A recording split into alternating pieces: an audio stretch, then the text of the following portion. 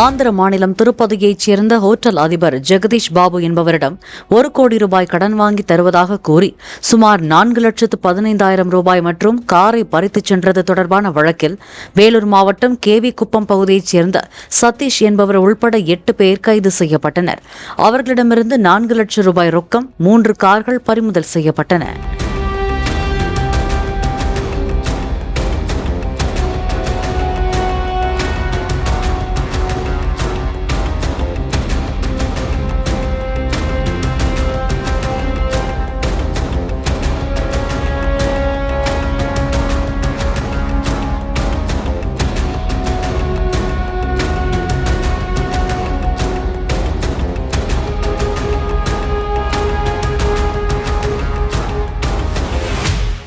Play store மற்றும் app ஸ்டோரில் இருந்து பாலிமர் செயலியை QR கோடு மூலம் பதிவிறக்கம் செய்யுங்கள்.